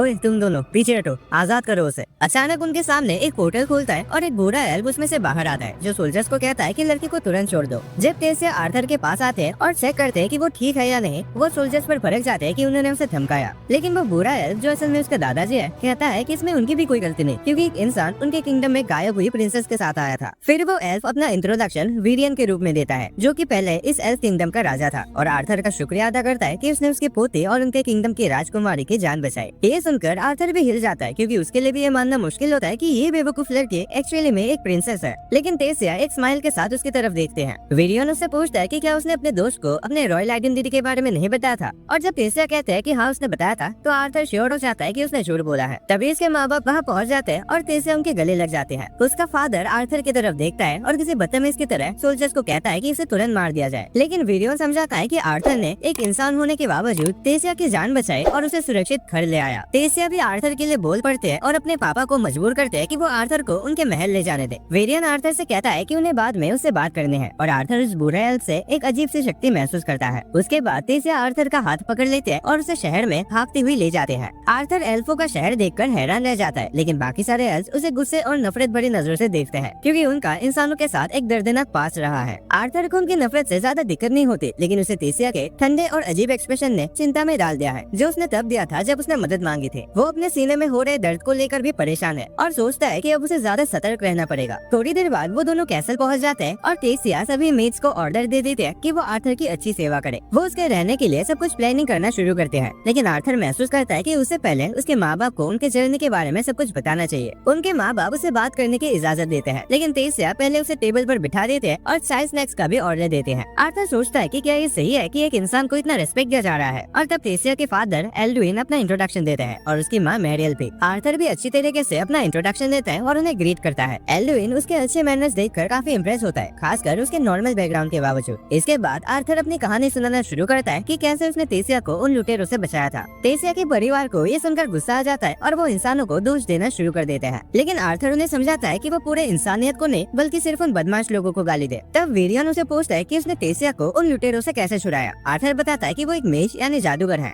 राजा को ये मान लेना मुश्किल लगता है कि आर्थर उन खतरनाक लुटेरों को हरा सकता है और एल्फ सोल्जर्स तो और भी ज्यादा खुल के इस बात पर शक करने लगते हैं। वो लोग आर्थर पर दोबारा तेसिया को बेवकूफ बनाने का इल्जाम लगाते हैं, लेकिन विरियन उन्हें रोक देता है और कहता है कि जब तक उन्हें ऑर्डर न मिले तब तक चुप रहे। तेसिया भी आगे बढ़कर आर्थर के सपोर्ट में बोलते हैं और उन बातों को बताते हैं जो उसने उन बुरे लोगों से सुनी थी। उसके माँ उसे गले लगा लेते हैं ताकि उसे तसल्ली दे सके और फिर उसका फादर आर्थर से कहता है कि वो उसकी कहानी पर यकीन करता है। आर्थर फिर एल्ड्विन से गुजारिश करता है कि उसे उसके परिवार के पास भेज दिया जाए, एक तरीके से उसके बेटी की जान बचाने का बदला चुकाने के लिए। लेकिन एल्ड्विन इस बात से इनकार कर देता है। वो कहता है कि उसे एक तुच्छ इंसान की मदद करने का कोई शौक नहीं है। लेकिन आर्थर जवाब देता है कि अगर वो ऐसा सोचता है तो वो खुद भी एक तुच्छ जैसा ही बिहेव कर रहा है। एल्ड्विन ये सुनकर थोड़ा कंफ्यूज हो जाता है, लेकिन फिर भी वो आर्थर की मदद करने से मना कर देता है। तभी तेसिया उसे कंटिन्यूअसली घूरने लगते हैं इमोशनल ब्लैकमेल करने के लिए। एल्ड्विन तुरंत हार मान जाता है और कहता है कि आमतौर पर ह्यूमन किंगडम का गेट सिर्फ हर 7 साल में एक बार खुलता है, लेकिन वो आर्थर को इतने सालों तक यहाँ नहीं रख सकते, इसीलिए वो कुछ सोल्जर भेजेगा जो उसे घर तक छोड़ाएंगे। आर्थर ये सुनकर खुश हो जाता है, लेकिन तभी उसके सीने का दर्द पहले से और भी ज्यादा तेज हो जाता है। वो मुश्किल से दर्द को पूरे दिन झेलता है और रात में फ्रेश हवा लेने के लिए अपने कमरे की बैल्कनी पर चला जाता है। वो देखता है कि तेसिया अपने माँ बाप के साथ एक कमरे में खुशी से खेल रहे हैं और ये देखकर उसे अपने माँ बाप की याद आ जाती है। आर्थर सोचता है कि क्या वो ठीक होंगे, हालांकि उसे यकीन है कि वो लुटेरे के अटैक से बच गए होंगे, लेकिन फिर भी वो उन्हें बहुत याद करता है। वो सोचता है कि क्या उसके माँ बाप उसे दोबारा देखकर ऐसे खुश होंगे जैसे तेसिया के माँ बाप उसे देखकर हुए हैं। जितना ज्यादा वो उनके बारे में सोचने लगता है वो उतना ही ज्यादा उदास हो जाता है और तभी तेसिया उसे देख लेते हैं। तेसिया तुरंत उसके पास भाग कर आते हैं और अपने परिवार की तरफ से उसे माफी मांगते हैं कि सब उसके साथ बदतमीजी से पेश आए। आर्थर कहता है कि सब ठीक है, ये उतनी बड़ी बात भी नहीं है और फिर तेसिया को चिढ़ाता है कि वो अपने परिवार के पास जाए और एक बच्चे की तरह खेले। तेसिया इस बात पर थोड़ा बुरा मान जाते हैं और कहते हैं कि जब वो अपने पेरेंट्स के पास लौटेगा तब वो भी उसे वैसे ही प्यार करेंगे। ये सुनकर आर्थर और ज्यादा परेशान हो जाता है। वो तेसिया से तसल्ली चाहता है और पूछता है कि क्या उसका माँ बाप वाकई उसे देखकर खुश होंगे, चाहे कुछ भी हो गया हो। तेसिया अचानक उसका चेहरा पकड़ लेते हैं और कहते हैं कि ये तो ऑब्वियस है ना, क्योंकि वो भी उनके साथ नहीं है, इसलिए वो भी उसे मिस कर रहे होंगे। वो कहते हैं कि जब तक वो जा रहा होगा तब तक तो वो भी उसे मिस करेगी और ये सुनकर आर्थर कुछ बोल नहीं पाता। तभी कुछ चमकदार फूलों की पंखुड़ियां जो फायरफ्लाई जैसे लगते हैं हवा में तैरने लगते हैं और दोनों उनकी खूबसूरती में खो जाते हैं। अचानक आर्थर को तेसिया के ठंडे चेहरे का एक्सप्रेशन याद आता है जो उसने पहले देखा था और सोचता है कि शायद उस वक्त तेसिया के साथ कुछ गलत था या फिर उसका वहम भी हो सकता है। वो डिसाइड करता है कि वो उस बारे में सोचना बंद करे और इस मोमेंट का मजा ले। तभी उसे महसूस होता है कि तेसिया पर एक अटैक होने वाला है। वो तुरंत उस अटैक को ब्लॉक करता है और अटैकर की तरफ दौड़ता है, लेकिन पता चलता है कि वो विरियन है। आर्थर गुस्से में चिल्लाता है कि क्या वो अपने पोती को मारना चाहता था, लेकिन विरियन कहता है कि क्या वो वाकई किसी को फूलों से मार सकता है। आर्थर अपने हाथों को देखता है और उनमें कुछ चमकदार पंखुड़ियां होते हैं। विरियन उसकी तारीफ करता है कि उसने अटैक को ब्लॉक किया और तुरंत रिएक्ट किया। अब उसे पूरी तरह यकीन हो जाता है कि आर्थर ने वाकई उन लुटेरों से फाइट की थी। लेकिन तेसिया गुस्सा हो जाता है क्योंकि उसे लगता है कि उसका ग्रैंडपा उसके फ्रेंड को बुली कर रहा है। विरियन उसे समझाता है कि उसका ऐसा कोई इरादा नहीं था, बल्कि उसे आर्थर में इंटरेस्ट है। वो एक छोटी लकड़ी की तलवार लेता है और आर्थर को दे देता है ताकि उसकी स्किल्स टेस्ट की जा सके। फिर गार्डन पर कुछ टेस्ट सेटअप किए जाते हैं और विरियन सिग्नल देता है कि आर्थर अटैक करे। आर्थर तुरंत हमला करता है और विरियन को हिट करने की कोशिश करता है, लेकिन उसे लगता है कि ये बुढ़ा जो अपनी मरने की उम्र में है फिर भी काफी तेज है। चाहे आर्थर जितना भी अपने स्पीड मैजिक से बढ़ाता है वो विरियन को हिट नहीं कर पाता। फिर विरियन उसके एक अटैक को ब्लॉक करता है और आर्थर की तलवार टूट जाती है। तलवार का एक टुकड़ा सीधा तेसिया की तरफ जाता है, लेकिन आर्थर तलवार का होल्डर उस पर फेंक कर उस टुकड़े को डिफ्लेक्ट कर देता है। विरियन उसके इस स्किल से हैरान हो जाता है। इस मौके का फायदा उठाते हुए आर्थर बॉडी ब्लास्ट का यूज करके उसे हराने की कोशिश करता है, लेकिन विरियन उसे सिर्फ अपने इंस्टिंक्ट से ब्लॉक कर लेता है। आर्थर हिम्मत नहीं हारता और फिर से अटैक करता है और इस बार वो विरियन के सर पर एक छोटा सा हिट लगाने में कामयाब हो जाता है। विरियन इम्प्रेस होता है कि आर्थर ने उसे एक बार तो मार ही दिया। वो कहता है कि अब राउंड 2 के लिए तैयार हो जाए, लेकिन तभी तेसिया अचानक उसके पीछे से आते हैं और चिल्लाकर कहते हैं कि वो उसके दोस्त को बुली करना बंद करे। विरियन कहता है कि उसने किसी को बुली नहीं किया, बल्कि अगर उसने अपने आप को रोका होता तो आर्थर ही उसे बुली करता। आर्थर सोचता है कि बुरा आदमी जो कह रहा है उस पर उसे पूरा भरोसा नहीं है, लेकिन फिर भी वो अच्छे से उसका शुक्रिया अदा करता है कि उसने उसे ओवर एस्टिमेट किया। विरियन कहता है कि वो उसे ओवर एस्टिमेट नहीं करा और अगर आर्थर वाकई शुक्रगुजार है तो उसे उसका स्टूडेंट बन जाना चाहिए। आर्थर इस अचानक आए ऑफर से हैरान हो जाता है और कहता है कि वो यहाँ रुक नहीं सकता क्योंकि उसके पेरेंट्स उसके लिए चिंता कर रहे होंगे। बुरा एल्फ जवाब देता है कि एक तरीका है जिससे उसके पेरेंट्स को ये बताया जा सकता है कि वो यहाँ सेफ है, लेकिन आर्थर उस बारे में कुछ बात कर पाए उससे पहले ही उसके सीने का दर्द वापस आ जाता है और इस बार इतना तेज होता है कि वो घुटनों पर आ जाता है। विरियन ने पहले भी इस बात को नोटिस किया था और अब उसे पूरा यकीन हो जाता है कि आर्थर ने किसी बीस्ट का विल अपने अंदर समा लिया है। वो कहता है कि अगर आर्थर उसका स्टूडेंट नहीं बना तो वो अपने जान गवा देगा इससे पहले कि वो अपने पेरेंट्स से मिल पाए।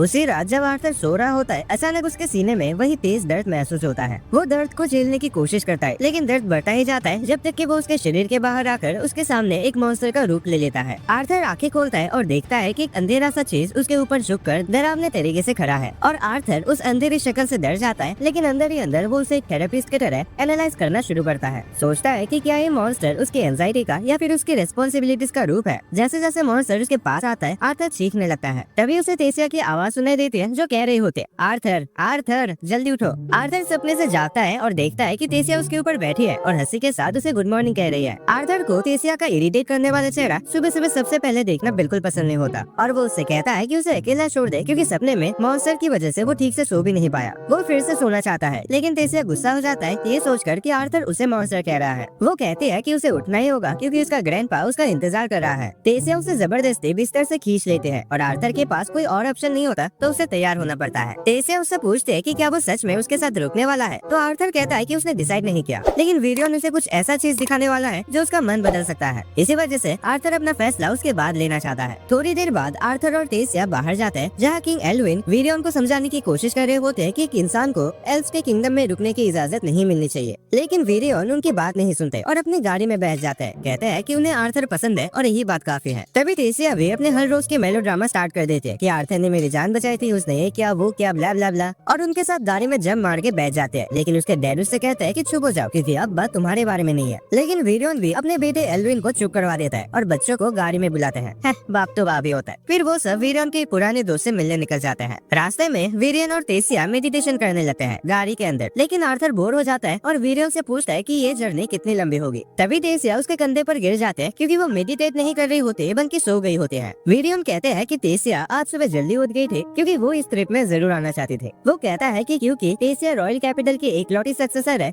उसकी जिंदगी में कभी भी असली दोस्त नहीं रहे। उसे लोगों पर आसानी से भरोसा नहीं होता और वो अपने इमोशंस ज्यादातर लोगों से छुपा लेते हैं, लेकिन आर्थर के साथ वो बिल्कुल आराम से रहते हैं। वीरियन आर्थर का इस बात के लिए शुक्रिया अदा करता है क्योंकि जब तेसिया उसके साथ होते हैं तो बिना किसी झिझक के मुस्कुराते हैं। आर्थर इम्प्रेस होता है कि वीरियन इतने हम्बल है कि एक बच्चे का भी शुक्रिया कर सकता है। ये देखकर उसे यकीन होता है कि वो इस बुढ़े एल पर भरोसा कर सकता है। थोड़ी देर बाद उनकी गाड़ी एक ऐसे घर के सामने रुकती है जो समाज से अलग बिल्कुल अकेला होता है। आर्थर को जानना होता है कि कौन ऐसा महान आदमी है जिसके लिए एक पुराना राजा भी उसके घर तक ट्रेवल करके आया है। अचानक वीरियन घर के दरवाजे तक जाता है और उसे लात मारकर चिल्लाता है अपने दोस्त को बाहर बुलाने के लिए। फिर वो दरवाजे के पास जाकर देखता है कि कोई आ रहा है या नहीं। तभी उसका दोस्त दरवाजा खोलता है बिल्कुल उसके मुंह के सामने और कहता है कि चिल्लाना बंद कर। वीरियन उसका इंट्रोडक्शन करवाता है और कहता है कि वो रेनिया है, उसकी पुरानी दोस्त और एक ऐसे सोर्सरर जिसके पास अनोखी ताकतें हैं। वो कहता है कि रेनिया आर्थर की मदद कर सकती है अपने पावर से। रेनिया सबको अंदर आने को कहते हैं ताकि अपना काम तुरंत शुरू किया जा सके। रेनिया का घर किताबों से भरा होता है और आर्थर सोचता है कि एक ऐसी पढ़ाकू लड़की उनकी कैसे मदद कर सकता है। वो कहता है कि ग्रैंडपा वीरियन ने बताया था कि रेनिया के पास एक ऐसा स्पेल है जो उसे अपने माँ बाप से बात करवा सकता है। रेनिया हंस पड़ती है और वीरियन से कहती है कि वो इस बच्चे के साथ कुछ ज्यादा ही सॉफ्ट हो रहा है। फिर रेनिया आर्थर को बताते हैं कि वो एक डिवाइनर है, इसका मतलब वो पास्ट और फ्यूचर दोनों देख सकते हैं। रेनिया अपनी पावर्स एक्टिवेट करते हैं और देखते हैं कि आर्थर इतना स्पेशल है कि वो उसका असली पास्ट तक नहीं देख सकते। लेकिन उसे ये पता चल जाता है कि आर्थर यहाँ कोई भविष्यवाणी जानने नहीं आया बल्कि अपने माँ बाप से मिलना चाहता है और उन्हें बताना चाहता है कि वो ठीक है। आर्थर इस बात को हाँ कहता है और तब रेनिया उससे कहते हैं कि वो अपने माँ बाप की तस्वीर को मन में बिल्कुल साफ साफ बनाए और पानी से भरे इस बर्तन के ऊपर झुक जाए। आर्थर अपने छोटे से ब्रेन पर पूरा जोर लगा देता है अपने माँ बाप की तस्वीर को अपने सामने बनाने में। इसी दौरान उसके पेरेंट्स अपने नए शहर वाले घर में लंच कर रहे होते हैं। एलिस स्ट्यू बनाकर रेनॉल्ड को सर्व करते हैं और कहते हैं कि आर्थर को भी ये स्ट्यू बहुत पसंद था। अचानक वो उदास और नॉस्टैल्जिया महसूस करते हैं क्योंकि आज आर्थर का बर्थडे है और वो उनके साथ नहीं है। उसे याद आता है कि जब आर्थर ने उस पहाड़ से जंप किया था तो वो कितने ज्यादा टूट गए थे। रेनॉल्ड को भी याद आता है कि उसने उस दिन इतना ज्यादा पी लिया था कि वो होश में नहीं था क्योंकि उसे लगता था कि ये सब उसकी गलती थी। शुक्र है कि उनके दोस्तों ने उस वक्त उनकी मदद की और उन्हें संभाल लिया। जब वो शहर पहुंचे तो उनकी पार्टी मेंबर्स ने उनसे अलविदा लिया। घर लौटने के बाद रेनॉल्ड एक सोल्जर बन गया ताकि गुजारा हो सके और उसने शहर में एक घर खरीद लिया और एलिस अब एक नॉर्मल जिंदगी जीने की कोशिश कर रही है। हालांकि उन्हें आर्थर की कमी हमेशा महसूस होती है। जब भी वो उसके बारे में सोचते हैं तो दोनों इमोशनल हो जाते हैं। तभी अचानक उन्हें आर्थर की आवाज सुनाई देती है जो उन्हें बुला रहा होता है। दोनों तुरंत अपनी कुर्सी से उठ जाते हैं पूरी तरह से हैरान। आर्थर उन्हें कहता है कि ये कोई उनका वहम नहीं है बल्कि वो सच में उनसे बात कर रहा है। वो बताता है कि वो जिंदा है, ठीक है, और इस वक्त एल्व्स के किंगडम में रह रहा है। आर्थर समझाता है कि वो एक स्पेशल मैजिक स्पेल का यूज कर रहा है ताकि उनसे बात कर सके और हालांकि उसका सच में मन है घर आने का, लेकिन अभी वो नहीं आ सकता। आर्थर बताता है कि उसके शरीर में कुछ गड़बड़ है जिसका इलाज करवाना जरूरी है, लेकिन वो वादा करता है कि जैसे ही इलाज खत्म होगा वो तुरंत घर लौटेगा। उसके माँ बाप की आंखों में आंसू आ जाते हैं ये सुनकर कि उनका बेटा जिंदा है। आर्थर उन्हें कहता है कि अगली बार जब तक वो बात नहीं करते तब तक अपना ख्याल रखना। वो दोनों एक दूसरे को वर्चुअल तरीके से गले लगा लेते हैं और आर्थर कहता है कि वो उसे सच में बहुत प्यार करता है। ये कहकर वो खुद भी रोने लगता है। जैसे उसके आंसू उस बर्तन में गिरते हैं, उसका कंसंट्रेशन और रेनिया का मैजिक स्पेल टूट जाता है। उसके बाद आर्थर खुद को शांत करता है और वीरियन से रिक्वेस्ट करता है कि वो उसे अपना स्टूडेंट बना ले। जल्दी ही वो लोग पैलेस पहुंच जाते हैं और वीरियन अपने बेटे एल्विन को आदेश देता है कि वो घोषणा करे कि आर्थर अब उसका स्टूडेंट बनेगा। एल्विन इस फैसले को लेकर थोड़ा हिचकिचाने लगता है, लेकिन वीरियन बताता है कि अगर आर्थर की वजह से कोई भी दिक्कत आए तो वो उसकी पूरी जिम्मेदारी खुद उठाएगा। वीरियन की इतनी सख्त बात सुनकर एल्विन और उसकी पत्नी मान जाते हैं और वो आर्थर का अपने किंगडम में अच्छी तरीके से स्वागत करते हैं। वो आर्थर से माफी मांगता है कि पहले उसके साथ उतना अच्छा बिहेव नहीं किया गया जितना करना चाहिए था। आर्थर को समझ आ जाता है कि एल्व्स के किंग अभी भी अपने फादर वीरियन के सामने कुछ भी नहीं बोल पाते, क्योंकि बाप तो बाप ही होता है और ये बात जानकर उसे अच्छा लगता है। वो एल्विन का हाथ मिलाकर उसका इन्विटेशन एक्सेप्ट करता है। तभी तेसिया बीच में टपक पड़ते हैं और अपने पापा से कहते हैं कि अगर वो सच में आर्थर को एक मेहमान के रूप में एक्सेप्ट करते हैं तो उसे बाहर उसके साथ खेलने की इजाजत भी देनी चाहिए, क्योंकि वो उसे शहर दिखाना चाहते हैं। एल्विन उसकी बात को मना नहीं कर पाता और कुछ ही देर में तेसिया आर्थर को मार्केट के रास्ते घुमाते हुए वहाँ मिलने वाले अलग अलग फूड आइटम्स के बारे में बताने लगते हैं। तभी आर्थर गलती से एक ब्लॉन्ड एल्फ लड़के से टकरा जाता है और तुरंत माफी मांगता है, लेकिन वो भरवा लड़का उसे गंदा कहकर बोलता है कि अब उस पे इंसानों के जर्म्स लग गए हैं। वो आर्थर के सामने बिना किसी वजह के इमोशनल ड्रामा करता है और कहता है कि चाहे वीरियन ने उसे एक्सेप्ट भी कर लिया हो, लेकिन वो हमेशा एक कमजोरी रहेगा। आर्थर को समझ नहीं आता कि इस बंदे का प्रॉब्लम क्या है और थोड़ी देर बाद और बच्चे भी उसे कहने लगते हैं कि वो ह्यूमन किंगडम वापस चला जाए। तेसिया उसे कहते हैं कि इन जोकरों की बातों पर ध्यान मत दो, लेकिन आर्थर थोड़ा मजाक करने के मूड में होता है। वो ब्लॉन्ड लड़का जिसका नाम फे होता है उसे बदला लेने का एक मौका देता है, जब वो अपना नोबल स्टेटस दिखाता है और तेसिया से कहता है कि वो उसके साथ चले, एक इंसान के साथ नहीं। जब तेसिया उसकी बात को तुरंत मना कर देते हैं तो आर्थर तुरंत एक्टिंग करता है जैसे उसे पता है कि उसका नाम फे है और वो कोई बड़ा आदमी है, लेकिन वो जानबूझकर उसका नाम गलत बोलता है और मजाक उड़ाते हुए हम्बल होने का नाटक करता है, जिससे फे को और भी ज्यादा गुस्सा आ जाता है। फे ये बर्दाश्त नहीं कर पाता और अपना रुमाल जमीन पर फेंक कर आर्थर को एक डुएल के लिए चैलेंज कर देता है। तेसिया उसे रोकने की कोशिश करते हैं और कहते हैं कि चाहे वो एक नोबेल ही क्यों न हो, अगर उसने उसके ग्रैंडपा के स्टूडेंट के साथ कोई मुसीबत खड़ी की तो उसे माफ नहीं किया जाएगा। फे कहता है कि उसके डैड ने उसे सिखाया है कि कभी किसी को अपनी बेइज्जती करके बचने नहीं देना चाहिए। वो आर्थर को ताना मारते हुए पूछता है कि क्या वो अब एक लड़कों की तरह भाग जाएगा, क्योंकि उसके एक्शंस उसके टीचर की इज्जत को भी दर्शाते हैं। लेकिन आर्थर हैरान होता है क्योंकि डुएल तो यहाँ एल्फ किंगडम में काफी कॉमन चीज लगती है, क्योंकि कोई भी उसे रोकने की कोशिश नहीं करता। तो आर्थर डिसाइड करता है कि वो डुएल एक्सेप्ट करेगा और तेसिया बन जाते हैं रेफरी। जैसे ही तेसिया डुएल स्टार्ट करने का सिग्नल देते हैं, वे आर्थर की तरफ दौड़ता है, लेकिन आर्थर बस एक सिंपल पंच मारता है। फिर एक ही हिट में नॉकआउट हो जाता है, सीधा बेहोश। आर्थर थोड़ा डिसअपॉइंट फील करता है क्योंकि इतने बड़ी बड़ी बातों के बाद वो कुछ ज्यादा एक्सपेक्ट कर रहा था। तेसिया कहते हैं कि ये तो होना ही था और तुरंत आर्थर का हाथ पकड़ के उसे वहाँ से फैला ले जाते हैं ताकि जो भी हंगामा हो रहा है उसे बचा जा सके। फिर वो मार्केट में कुछ स्नैक्स खाते हैं, लाइब्रेरी और कुछ दुकानों को विजिट करते हैं और उसके बाद पैलेस वापस लौट जाते हैं चिल करने के लिए। तेसिया आर्थर से पूछते कि क्या वो अपने ट्रेनिंग को लेकर एक्साइटेड है, लेकिन आर्थर ज्यादा इंटरेस्टेड नहीं लगता इस टॉपिक में बात करने में। पहले वीडियो ने साफ बता दिया था कि उसकी ट्रेनिंग बहुत ही टफ होगी, लेकिन अगर वो उसे झेल गया तो रिजल्ट्स कमाल के होंगे। और इन सब के बावजूद भी आर्थर ने ट्रेनिंग लेने का फैसला किया था और अब उसे थोड़ी सी एक्साइटमेंट महसूस होती है, जो वो तेसिया को दिखाता है। कहता है कि वो ट्रेनिंग के लिए सुपर एक्साइटेड है और अपने फ्यूचर को अपने हाथों में लेने के लिए मेहनत करेगा। तेसिया कहते हैं कि वो भी मेहनत करेगी, मगर आर्थर उसे पूछता है कि वो क्यों मेहनत करना चाहते हैं। तेसिया जवाब देते हैं कि ऐसा कोई खास रीजन तो नहीं है, बस आर्थर से कम्पीट करने के लिए। अगले दिन आर्थर की ट्रेनिंग वीरियन के अंदर शुरू हो जाते हैं और 3 साल पलक झपकते ही गुजर जाते हैं। तेसिया और आर्थर का रिलेशनशिप वैसे का वैसा ही रहता है और तेसिया अब भी उसे हर सुबह उठाने आती है, लेकिन अब वो उसके पैरों पर माना का यूज करते हैं, जिससे आर्थर को जबरदस्त पेन होता है और चीखता हुआ उठता है और उसे गाली देने लगता है। वो दोनों बाहर जाते हैं, जहाँ वो देखते हैं कि राजा और उसकी वाइफ किसी मीटिंग के लिए निकल रहे हैं। जब आर्थर ये सोच रहा होता है कि वो लोग कहाँ जा रहे हैं, तभी टेस उसके सामने एक बर्गर लाकर रख देते हैं और कहते हैं कि उसने उसके लिए बड़ी मेहनत से बनाया है, इसीलिए इसे जरूर ट्राई करे। आर्थर खुशी से बर्गर ले लेता है, लेकिन उसे चिढ़ाते हुए पूछता है, टेस जरा बताना दो किसने बर्गर तुम्हें बना के दिया है। ये सुनकर टेस ऑफेंड हो जाते हैं। हाँ, भले ही मैंने मेज से मदद ली थी तो क्या हुआ, इसको गर्म तो मैं ही करके लाई हूँ, और उस पर अटैक करने लगते हैं। आर्थर उसके सारे अटैक्स को डॉज करता हुआ ट्रेनिंग ग्राउंड तक पहुँच जाता है, जहाँ वीरियन उनका इंतजार कर रहा होता है। वीरियन उन्हें प्रॉपर्ली फाइट करने के लिए कहता है और उन्हें लकड़ी की तलवारें दे देता है, लेकिन वो जानता है कि आर्थर अब अपने ट्रेनिंग के दूसरे स्टेज के लिए तैयार है। ट्रेनिंग के बाद टेस थक कर जमीन पर गिर जाते हैं। तभी वीरियन आर्थर को मैजिक के बारे में लेक्चर देता है। वो कहता है कि जब किसी का माना स्टेबल हो जाता है तो वो 4 बेसिक एलिमेंट्स में से एक को पा सकता है। कौन सा एलिमेंट मिलेगा ये उनकी स्पीसीज पर भी डिपेंड करता है। एल्व्स विंड मैजिक में एक्सपर्ट होते हैं, ड्वार्फ्स फायर और अर्थ मैजिक में अच्छे होते हैं, जबकि ह्यूमंस चारों एलिमेंट्स का यूज कर सकते हैं। लेकिन फिर भी वो लोग नॉर्मली एक ही एलिमेंट में अच्छे होते हैं। हर कोई चारों एलिमेंट का यूज नहीं कर सकता। हालांकि काफी सारे ऐसे रेयर केसेस होते हैं जहाँ कोई इंसान एक से ज्यादा एलिमेंट यूज कर सकता है। टेस अचानक अपने ग्रैंडपा से पूछते हैं कि उन्होंने आर्थर को तब मैजिक क्यों नहीं सिखाया जब वो उसके बॉडी को स्ट्रॉन्ग बना रहे थे, जबकि उसने तो किया था। वीरियन जवाब देता है कि इसीलिए था क्योंकि आर्थर आर्थर कमजोर है। ये सुनकर आर्थर शॉक हो जाता है। फिर वीरियन समझाता है कि आर्थर के माना कोर के अंदर एक पावरफुल बीस्ट की व्हील छुपी है जो उसके माना और शरीर के बीच का बैलेंस बिगाड़ देती है। ये सुनकर आर्थर के सीने का दर्द एकदम से ऊपर आता है। वीरियन कहता है कि ये दर्द भी उस बीस्ट व्हील की वजह से ही है। तभी वीरियन कहता है कि अब वक्त आ गया है कि आर्थर अपने शरीर के अंदर छुपे बीस्ट व्हील को जगाए। अगर वो इसमें सफल होता है तो उसे दोबारा कभी दर्द महसूस नहीं होगा और वो एक असली बीस्ट टीमर बन जाएगा। आर्थर इसके लिए तैयार होता है और जैसे ही वो जमीन पर बैठता है वीरियन अपना माना इकट्ठा करता है। वो कहता है मैं तुम्हारे माना कोर में अपना थोड़ा सा माना इन्फ्यूज करूंगा, हल्का सा गर्म लगेगा लेकिन कुछ भी नहीं होगा। फिर वो अपना माना आर्थर के शरीर में डालना शुरू करता है और आर्थर जोर से चीखता है जैसे उसे वो जलन महसूस होती है। तभी अचानक से सिल्विया के द्वारा छोड़ा गया एक बहुत ही शक्तिशाली माना आर्थर के शरीर में एक्टिवेट हो जाता है जो वीरियन के माना को जबरदस्ती बाहर कर देता है। आर्थर हैरान होकर सोचता है कि ये सब क्या हो रहा है। बीस्ट का माना अचानक शांत हो जाता है और वो जमीन पर गिर जाता है जिसे देखकर दोनों एल्फ उसके लिए परेशान हो जाते हैं। कुछ घंटों बाद वो कैसल में होश में आता है और वीरियन उसके पास होता है। बुढ़ा एल्फ सबसे पहले आर्थर की तबीयत चेक करता है, फिर उसे पूछता है कि क्या उसे अपने बीस्ट व्हील के बारे में कुछ पता है। आर्थर उसे बताता है कि एक ड्रैगन ने उसे पावर दी थी, जिसे सुनकर वीरियन बिल्कुल चौंक जाता है। वो कहता है कि उसने कभी सोचा भी नहीं था कि एक ड्रैगन का व्हील हो सकता है। वो आर्थर से कहता है कि इस बात को छुपा कर रखे क्योंकि अगर लोगों को पता चला कि उसके पास एक ड्रैगन का व्हील है तो वो बड़ी मुसीबत में पड़ सकता है। आर्थर उसका शुक्रिया अदा करता है लेकिन तभी वीरियन उसे एक हैरान कर देने वाली बात बताता है। वो कहता है कि वो 4 महीने के अंदर अपने घर लौटने वाला है। ये सुनकर आर्थर तुरंत बिस्तर से उठ जाता है और कहता है कि मुझे तो यहाँ 2 साल और रुकना था ना, जब तक ह्यूमन किंगडम का पोर्टल नहीं खुलता। वीरियन बताता है कि अब एक कल्चरल एक्सचेंज इवेंट होने जा रहा है जो 3 किंगडम्स के लोगों के बीच होगा,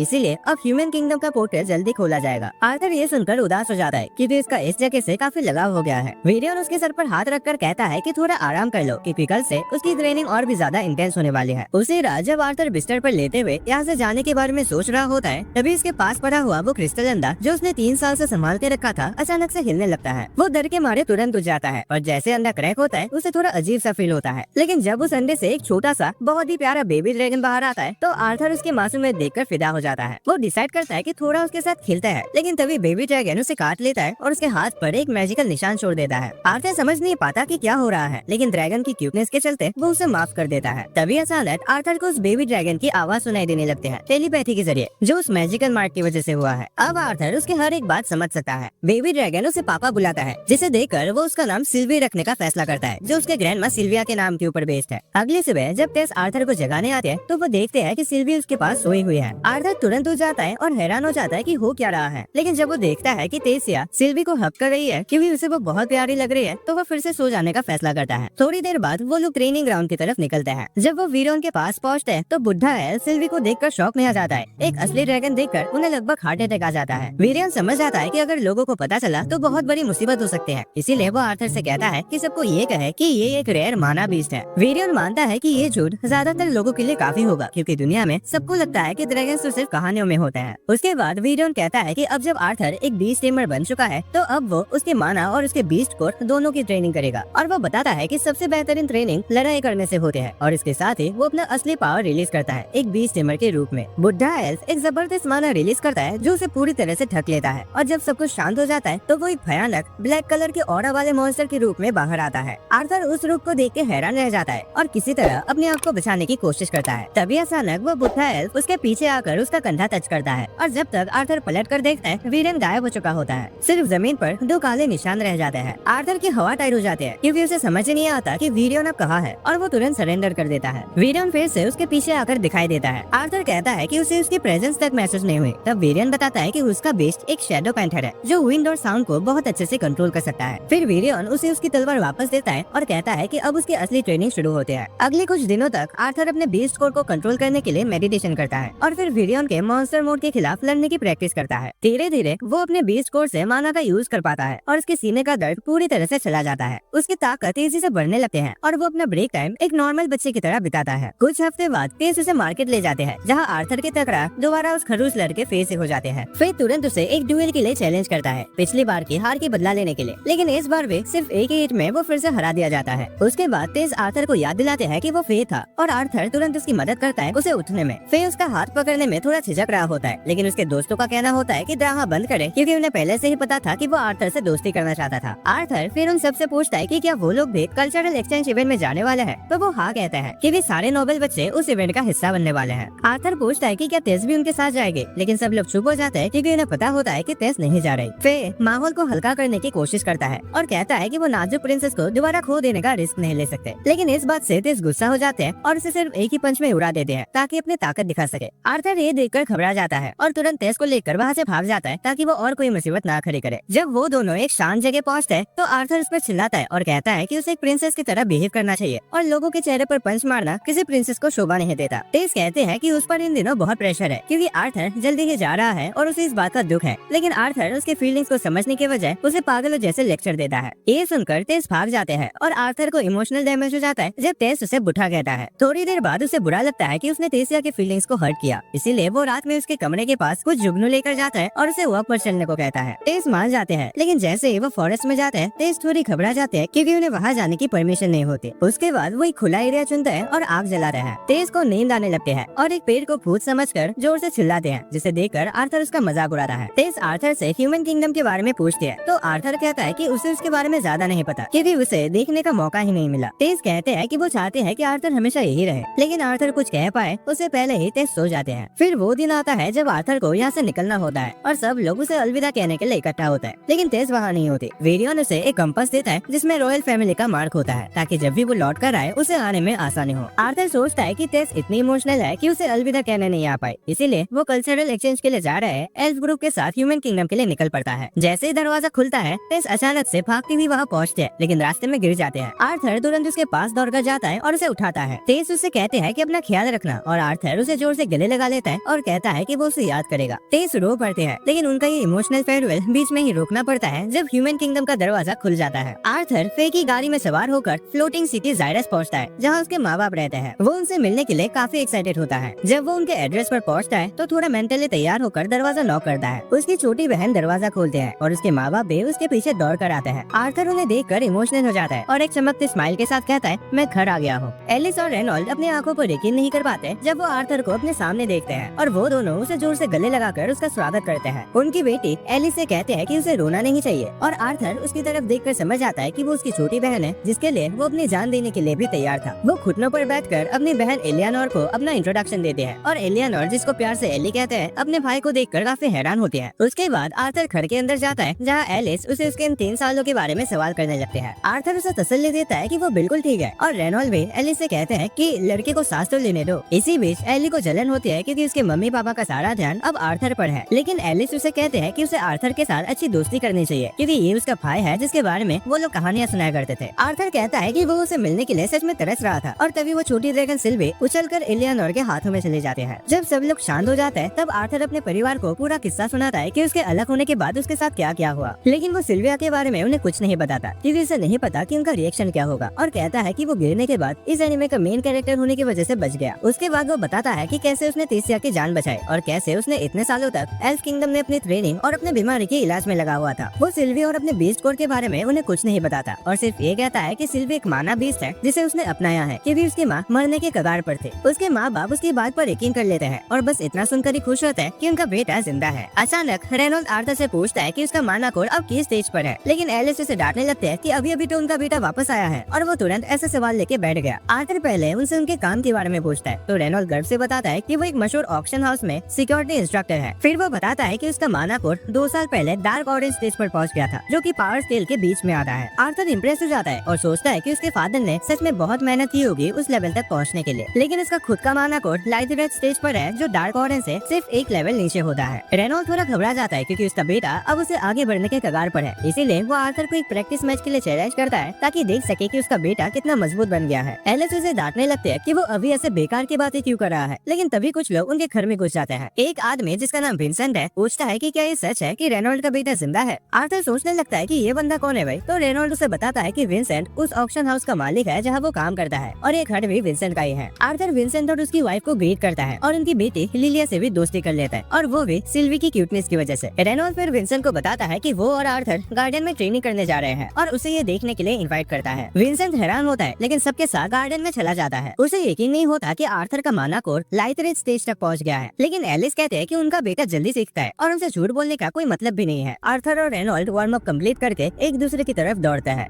आर्थर अपने फादर के अटैक्स को ब्लॉक करता है और फिर काउंटर अटैक करता है। रेनॉल्ड उसे आसानी से रोक लेता है और कहता है कि आर्थर को अभी और मेहनत करने की जरूरत है, लेकिन तभी आर्थर उसे वीरों से सीखी हुई चीजें दिखाकर हैरान कर देता है। वो रेनॉल्ड को थोड़ा पीछे धकेल देता है और रेनॉल्ड इम्प्रेस होता है। है, लेकिन वो कहता है कि अब उसे दोबारा हिट करने का मौका नहीं मिलेगा क्योंकि अब वो सीरियस होने जा रहा है। रेनॉल्ड अपने हाथों के आसपास माना को कंसंट्रेट करता है और उसे आग में बदल लेता है, जो आर्थर के लिए एक बड़ी सरप्राइज होती है। आर्थर जानता है कि इस दुनिया में हर माना यूजर एक स्पेसिफिक एलिमेंट के साथ पैदा होता है। कंज्यूमर्स के लिए उस एलिमेंट को आइडेंटिफाई करना और यूज करना आसान होता है, लेकिन ऑगमेंटर्स जैसे रेनॉल्ड के लिए ये काफी प्रैक्टिस और समझ की बात होती है। रेनॉल्ड अचानक अपने पूरे शरीर को फ्लेम माना से कवर करता है और आर्थर पर हमला करता है। आर्थर से ब्लॉक कर पाता है और धीरे धीरे पीछे धकेला जाता है। आर्थर लड़ते हुए सोचता है कि इस जिंदगी में वो किसी स्पेसिफिक एलिमेंट के साथ पैदा नहीं हुआ, इसका मतलब है कि वो सभी एलिमेंट्स का यूज कर सकता है। अपनी पिछली और इस जिंदगी की ट्रेनिंग के साथ वो यकीन करता है कि उसके पास वो सब कुछ है जो रेनॉल्ड को हराने के लिए चाहिए। वो अपने हाथों में माना इकट्ठा करता है और उसके हाथ से एक सुनहरी रोशनी निकलने लगती है जो सबको हैरान कर देते हैं। आर्थर रेनॉल्ड की तरफ दौड़ता है और उसके फ्लेमिंग फेस को अपने गोल्डन ऑरा से ब्लॉक करता है। जब आर्थर फिर से उसकी तरफ दौड़ता है, उसे याद आता है कि उसने वीरियन के साथ ट्रेनिंग के दौरान कैसे अपनी की का इस्तेमाल किया था और वो फिर से गोल्डन ऑरा रिलीज करता है, लेकिन इस बार वो उसे लाइटनिंग में बदल देता है। उसके शरीर से निकलती बिजलियां खास को जला देते हैं और रेनॉल्ड बस उसे आंखें फाड़ फाड़ कर देखता रह जाता है क्योंकि आर्थर ने फायर मैजिक के हायर फॉर्म को मास्टर कर लिया होता है। आर्थर कहता है कि अभी हैरान होने का वक्त नहीं है क्योंकि उसके पास और भी सरप्राइजेस है। वो अचानक अपने वाटर मैजिक का यूज करता है और फाउंटेन के पानी को मैनिपुलेट करके रेनॉल्ड पर अटैक करता है। सब लोग शॉक्ड होते हैं ये देखकर कि आर्थर एक साथ दो तरह की मैजिक का यूज कर रहा है। रेनॉल्ड बड़ी मुश्किल से अपने पीछे से आते पानी के अटैक को डॉज करता है। इसके बाद आर्थर अपने सारे अटैक्स कैंसिल कर देता है और रेनॉल्ड तुरंत उसे गले लगा लेता है। वो कहता है कि उसे बहुत गर्व है आर्थर पर और पूछता है कि उसने ये सब कब सीखा। आर्थर बताता है कि उसने ये रिसेंटली सीखा है, लेकिन अभी भी वो पानी को अच्छी तरह से कंट्रोल नहीं कर सकता। कुछ देर बाद सब अंदर लौट जाता है और डाइनिंग टेबल पर बैठते हैं। विंसेंट रेनॉल्ड से कहता है कि उसके बेटे का फ्यूचर काफी ब्राइट है। रेनॉल्ड इस बात को मानता है और कहता है कि उसने तो तभी जान लिया था जब आर्थर ने सिर्फ 3 साल की उम्र में अपना माना कोड अवेकन किया था और उनका पूरा घर उड़ा दिया था। तभी विंसेंट अचानक उठकर कहता है कि उन्हें आर्थर को जायरस एकेडमी भेजना चाहिए। रेनॉल्ड ये सुनकर हैरान होता है और पूछता है कि क्या वो श्योर है, क्योंकि जायरस एकेडमी पूरे कंटिनेंट की सबसे बड़ी मैजिकल एकेडमी है। विंसेंट की वाइफ पूरी तरह से उसकी बात से सहमत होते हैं और वो आर्थर के माँ बाप से कहते हैं कि उन्हें फीस के बारे में चिंता करने की जरूरत नहीं है क्योंकि वो लोग आर्थर की पढ़ाई का खर्चा उठाना चाहते हैं, इसी उम्मीद में कि एक दिन उनकी ये काम आएगा। तभी अचानक आर्थर बोल पड़ता है और कहता है कि जब बात उससे जुड़ी है तो उसकी भी एक राय होनी चाहिए। वो कहता है कि अभी अभी उसके अपने परिवार से मुलाकात हुई है और वो इतनी जल्दी उनसे दूर नहीं जाना चाहता। विंसेंट उसकी फीलिंग समझ आता है और आर्थर उनसे कहता है कि प्रैक्टिस मैच के बाद वो काफी थक गया है। रात में एलिस और रेनॉल्ड आर्थर के रूम में उससे बात करने आते हैं। वो कहते हैं कि उन्हें बहुत खुशी है कि उनका बेटा उनके पास वापस आ गया है और वो उस पर बहुत गर्व महसूस करते हैं। वो कहते हैं कि एक दिन आर्थर एक महान मेज बनेगा। आर्थर उन्हें कुछ बताना चाहता है, लेकिन वो उसकी बात को टाल देते हैं और कहते हैं कि बाकी सब कल बात करेंगे। फिर वो उसे गुड नाइट कहते हैं और सोने देते हैं। अगली सुबह आर्थर जैसे ही उठता है तुरंत हॉल की तरफ भागता है क्योंकि कुछ पुराने दोस्त उससे मिलने आए होते हैं। ये लोग उसके माँ बाप की पार्टी के मेंबर्स होते हैं और वो लोग उसे वापस देखकर बहुत खुश होते हैं। एंजेला उसे इतने जोर से गले लगा लेते हैं कि आर्थर को सांस लेना मुश्किल हो जाता है। फिर वो डार्डन के साथ एक हाई फाइव शेयर करता है। एडम और हेलेन एक दूसरे से लड़ते झगड़ते हुए आर्थर का स्वागत करते हैं, जबकि जैस्मिन अचानक बिना किसी वजह के उसकी तलाशी लेने लगते हैं। फिर वो उसे गले लगाकर उससे माफी मांगते हैं और कहते हैं कि सब उसकी गलती है। इस इमोशनल मीटअप के बाद पूरी पार्टी आर्थर को अपने मिशन के बारे में कहानियां बताते हैं जो कि किसी दूर इलाके में थे और जैसे हमेशा होता है वो लोग छोटी छोटी बातों पर बहस करते रहते हैं। आर्थर अपने रूम के अंदर ट्रेनिंग शुरू करता है, कोशिश करता है कि वो अपने माना को इतना कंसंट्रेट करे कि उसे लगता है जैसे वक्त ही रुक गया हो,